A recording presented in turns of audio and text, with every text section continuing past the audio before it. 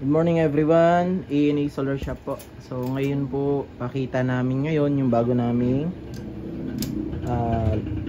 labas na LB Topsan na 100AH 51.2 na LiPo4. So ayan yung physical appearance nya. So medyo natagalan tayo ng upload kasi medyo na busy po tayo sa site. So ayan, tinetest din rin namin dito sa DAE kung ano magiging performance nya, and also kung ano yung mga parameters na need i-set. So ayun, pakita ko muna yung bagong version nila. Actually kahit yung 200AH halos parehas na sila ng design. So bakit ko nasabi? Unang-una dyan, naging dual purpose na siya. So pwedeng rack mount. Ito, napakaganda nung naisip nila. Rack mount, and pwedeng wall mount. So may bracket pa rin siya sa ilalim, sa likod niya. So ayun, and then ang bago dito sa LB Topsan na 100AH na Gen 3 na to, itong nilabas nila is touchscreen na siya. So yung pagka touchscreen niya, parang meron ditong meron protective film dito before yung mismong LCD niya. So dito sa screen na to, kita mo na yung lahat. So una, paano mo siya ilipat-lipat? So switch lang na, parang i-swipe mo lang na ganun. So kita mo yung percentage niya. So para siyang clock. Ayan o, 53%. So nakatutok din yung parang hand nung ito, 253. So swipe mo lang pa right, may kita mo yung serial number. Ayan, and then yung BMS nya, yung serial. So capacity info, kita mo na 100 AH. Ayan, state of health, and then state of charge nya, then yung cycle nya, and then temperature, makikita mo rin kung tumataas ba yung yung mga cell. So ito naman yung voltage kung balanse. So pansin ko dito mas maganda yung pagka-balance ng mga cell niya. So almost dikit na dikit. And then sorry, may nabuha ko. Ito yung alarm makikita rin dito, or yung fault. And then yung history, kung may alarm ba or ano yung naging error niya. So hanapin pa natin kung ano. Set natin pabalik. So ayun, yung protocol settable na rin siya. Hindi katulad ng dating version, iisa lang siya, nakaset siya sa pylon. So ito, pwede nang bago-baguhin. So click mo lang to. Ayan, mamimili ka na kung anong inverter ang gusto nyo.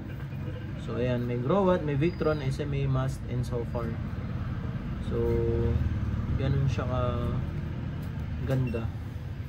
Ayan, kung Victron, click mo kung gusto mong pylon. So ayan, nakaset na yan. Ayan. So ganun lang siya iset, i-click nyo lang, and then ayan. Check mo ulit kung naka pylon na yan.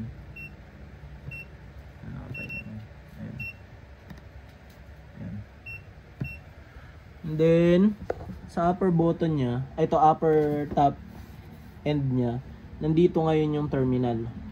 So positive and negative, and then may on and off button, and then itong switch nya. So sa pag on, click nyo to, and after nun, i-click nyo tong switch button na to para mag on yung mismong battery. And then similar pa rin yung button para dun sa mga CAN port. So nandito na. So CAN papuntang inverter, link in, link out papuntang link in ng panibagong battery. So wala na siyang DIP switch, wala ka na. So napakadali na niyang i-parallel. So hindi ka na magbabago ng DIP switch. Ito from link out to link in to link out. Ganun lang siya. So ayun, itetest namin siya sa DAE kung ano ba yung magiging kung magko-communicate ba siya using yung mga protocol na binabanggit dito. So far, napakaganda nito. Available na pala to sa aming shop. So visit lang kayo or mag-message lang kayo sa Facebook page namin, A&A Solar Store. So sa Lazada namin, hindi namin ito sinesell dahil prone to sa damage during transpo. So pinapadala namin to pag mga tracking or mga cargo, pero pag mga courier like mga JNT or Flash Express, medyo prone siya sa sa basag. So iniiwasan po natin yun. Sayang po ang pambili, napakamahal po nitong battery na to, hindi siya biro. So ayun, message lang sa mga installer or sa mga reseller po. So message lang kayo sa amin. So we'll give you a magandang presyo po so pagdating dito sa mga battery, and also yung day namin. So ayun po, may Lux Power din kami, so pili na lang kayo kung anong na pupusuan nyo sa mga inverter. May mga iba-iba rin po kaming inverter like SRNE, TBB. So yung mga subok lang po natin, so yun lang po isa-sell natin. So ayun po, so sa next video papakita po namin yung magiging reaction or yung magiging performance nitong dalawang to. Thank you.